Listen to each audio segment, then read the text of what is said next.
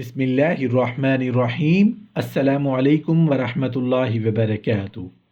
دلوں کو نرم کرنا چاہتے ہو تو محترم ناظرین، انسان کے دل دو قسم کے ہوتے ہیں۔ ایک دل وہ ہوتے ہیں جن کے اندر نرمی ہوتی ہے، اور اس نرمی کے نتیجہ میں انسان کے دل کے اندر اچھائیوں کو بویا جا سکتا ہے، اچھی چیز اس میں داخل کی جا سکتی ہے، اور پھر جب اچھی چیز بوئی جا سکتی ہے، داخل کی جا سکتی ہے، تو اس میں سے اچھی چیز اگ بھی سکتی ہے اور باہر نکل بھی سکتی ہے اور دوسروں کو فائدہ بھی پہنچا سکتی ہے۔ دوسرے وہ قلوب ہیں جن کے اندر سختی ہوتی ہے، جیسے کہ پتھر میں سختی ہوتی ہے۔ ایسے دلوں کے اندر نہ کوئی اچھائی گھس سکتی ہے، نہ اس میں کوئی چیز بوئی جا سکتی ہے، نہ اگائی جا سکتی ہے، نہ کوئی چیز اس سے حاصل کی جا سکتی ہے۔ یہ دو قسم کے دل ہوتے ہیں۔ انسان کے جو دل نرمی والے ہوتے ہیں وہ اللہ کے نزدیک مقبول ہوتے ہیں، محبوب ہوتے ہیں، وہ اللہ کے مقرب ہوتے ہیں، اور جو قلوب سختی والے ہوتے ہیں وہ اللہ کے نزدیک مردود ہوتے ہیں، ملعون ہوتے ہیں، مقہور ہوتے ہیں۔ حقائق کو بتانے کے بعد اللہ تعالیٰ فرماتے ہیں کہ تمہارے دل پھر سخت ہو گئے۔ اس سے معلوم ہوتا ہے کہ انسان کے دلوں میں سے بعض دل وہ ہوتے ہیں جن میں سختی ہوتی ہے، وہ پتھر کی طرح ہوتے ہیں اور ان کے اندر کوئی اچھائی داخل نہیں ہو سکتی۔ ایسے پتھر کے اندر کوئی چیز داخل نہیں ہو سکتی۔ ہمارے دلوں کا حال کیا ہے؟ ہمارے دل بہت برا حال ہو چکا ہے۔ ہمارے دل سخت اور مردہ ہو چکے ہیں۔ نہ حلال کی تمیز ہے، نہ حرام کا پتہ، کیا جائز ہے کیا ناجائز۔ والدین کی عزت، انسانیت کا احترام، حسن سلوک اور اخلاقیات کا تو جنازہ ہی نکل گیا۔ کیوں؟ اس لیے کہ ہمارے دل سخت ہو چکے ہیں، ہمارے دلوں سے رحم اور رحم دلی نکل چکی ہے۔ آج عام طور پر دلوں کا حال یہ ہے کہ دلوں کے اندر سختی پیدا ہو گئی ہے، اتنی سختی کہ قرآن سنتے ہیں اثر نہیں ہوتا، حدیث سے اثر نہیں ہوتا، اللہ کی بات آتی ہے اثر نہیں ہوتا، قرآن کا حکم آتا ہے اثر نہیں ہوتا، اللہ کے نبی کا فرمان آتا ہے اثر نہیں ہوتا۔ اثر تو کیا ہوتا، اس قدر وہ ان کے نزدیک بے اثر ہوتے ہیں، اس کو سن کر اپنے دل اور دماغ سے نکالنے کی فکر کرتے ہیں، اسے پھینکنے کی فکر کرتے ہیں، سننا تک گوارا نہیں کرتے۔ اب سوچنے والی بات یہ ہے کہ آخر ہمارے دل اتنے سخت کیوں ہو چکے ہیں؟ ہمارے دلوں میں سختی کیوں آ جاتی ہے؟ دلوں میں سختی کے اسباب کیا ہیں؟ علماء نے لکھا ہے کہ اس کی کئی وجوہات ہیں، لیکن ان سب میں بنیادی وجوہات جن کی طرف توجہ دینے سے دیگر وجوہات خود ہی ختم ہو جاتی ہیں، وہ تین بڑی باتیں ہیں جن کی وجہ سے قلوب میں سختی پیدا ہو جاتی ہے اور دل پتھر بن جاتے ہیں۔ نمبر 1، دنیا کی محبت۔ نمبر 2، آخرت سے غفلت۔ نمبر 3، گناہوں کی کثرت۔ یہ تین اسباب ہیں جن میں پھنستے پھنستے انسان سخت دل ہو جاتا ہے۔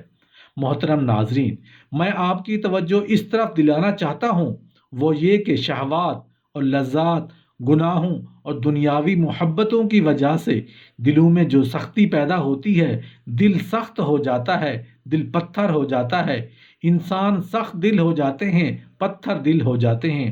تو اس دل کی سختی کو دور کرنے اور دل کو نرم کرنے کے نسخے بھی موجود ہیں، جن کو استعمال کرنے سے دل کو نرم کرنے میں بہت مدد ملتی ہے۔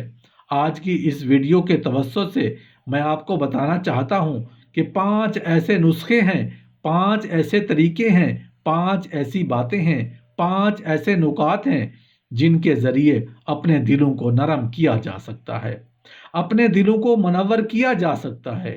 ان میں سے سب سے پہلا نسخہ قرآن پاک کی تلاوت کرنا ہے۔ ہمیشہ قرآن پاک کی تلاوت کا اہتمام کیا جائے۔ اگر قرآن پاک سمجھ کر پڑھا جائے تو اس کا اثر اور زیادہ اچھا ہوتا ہے۔ قرآن پاک کی تلاوت کے دوران اس میں کیے گئے وعدے اور وعیدوں کو سمجھ کر پڑھیں، ان پر غور کیا جائے، اللہ کے احکام کو پیار سے پڑھا جائے، اس میں بیان کی گئی اللہ کی صفات و کمالات کو سمجھنے کی کوشش کی جائے۔ اس طرح قرآن پاک کی تلاوت بہت خوبصورت اثر رکھتی ہے اور دلوں میں نرمی پیدا کرتی ہے۔ ارشاد باری تعالیٰ ہے کہ اللہ تعالیٰ نے بہترین بات یعنی قرآن نازل کیا جو ایک دوسرے سے ملتی جلتی ہے، بار بار دہرائی گئی ہے، جس سے ان لوگوں کے بدن کانپ اٹھتے ہیں جو اپنے رب سے ڈرتے ہیں، پھر ان کے بدن اور دل نرم ہو کر اللہ کے ذکر کی طرف متوجہ ہو جاتے ہیں۔ یہ اللہ کی ہدایت ہے جس سے اللہ تعالیٰ جس کو چاہتے ہیں ہدایت دیتے ہیں، اور جس کو اللہ گمراہ کرتے ہیں اس کو کوئی ہدایت نہیں دے سکتا۔ اس آیت میں قرآن کی تلاوت کا اثر بتایا گیا ہے کہ اس سے دل اور بدن نرم ہو جاتے ہیں اور اس کی وجہ سے وہ اللہ کے ذکر کی جانب متوجہ ہوتے ہیں۔ دل کو نرم کرنے کا دوسرا نسخہ اللہ کا ذکر ہے۔ دوسری چیز جس سے دل میں نرمی پیدا ہوتی ہے، سختی دور ہوتی ہے، اور وہ اللہ کا ذکر ہے۔ اللہ کا ذکر بار بار کرتے رہیں تو انشاءاللہ دل کے اندر نرمی آئے گی، اس لیے کہ یہ اس کی خاصیت ہے۔ اللہ کے ذکر کی ایک ہی نہیں بلکہ بہت سی خصوصیات ہیں۔ ان میں سے بہت اہم خصوصیت تو یہی ہے کہ اس سے دل میں نرمی پیدا ہوتی ہے۔ اس لیے بزرگوں کو یہ دیکھا گیا ہے کہ سب سے زیادہ نرم دل تو وہی ہوتے ہیں۔ کیوں؟ اس لیے کہ سب سے زیادہ اللہ کا ذکر وہی کرتے ہیں، 24 گھنٹے اللہ کا ذکر ہی کرتے رہتے ہیں۔ ان کے دلوں میں نرمی نہیں تو اور کیا ہوگی؟ نرمی اتنی ہوتی ہے کہ وہ لوگوں پر رحم و کرم کرتے ہیں، دیگر مخلوقات پر بھی اور رحم و کرم کرتے ہیں۔ ارشاد باری تعالیٰ ہے کہ عقل مند لوگ وہ لوگ ہیں جو کھڑے ہوئے، بیٹھے ہوئے، لیٹے ہوئے کسی وقت بھی وہ اللہ کو نہیں بھولتے، ہر وقت اللہ کا ذکر کرتے رہتے ہیں۔ یہی وجہ ہے کہ اللہ تعالیٰ ان کے دلوں کو نرم کر دیتا ہے۔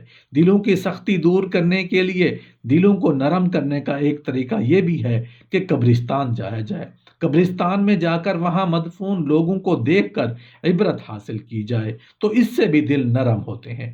دل کو نرم کرنے کا ایک اور طریقہ، دل کی سختی کو دور کرنے کا ایک طریقہ یہ بھی ہے کہ اہل بقا کی صحبت اختیار کی جائے، جس سے دل کے اندر نرمی پیدا ہوتی ہے، اور وہ ہے اہل بقا میں بیٹھنا، یعنی رونے والوں کے ساتھ بیٹھنا، جو اللہ کی یاد میں، آخرت کی فکر میں اور اپنے احوال پر اللہ کے سامنے گڑ گڑاتے ہوں، روتے ہوں، اور راتوں میں اٹھ کر اپنے خالق کو پکارا کرتے ہوں۔ ایسے لوگوں کی صحبتوں اور ان کی مجلسوں میں بیٹھنا بھی بہت بڑا اثر رکھتا ہے۔ جیسے کہ ہم جانتے ہیں کہ ہنسنے والوں کی مجلس میں بیٹھو تو ہنسی آتی ہے، اور رونے والوں کی مجلس میں بیٹھو تو رونا آتا ہے۔ تو اسی طرح رونے والوں کی صحبت سے بھی دل کے اندر نرمی پیدا ہوتی ہے۔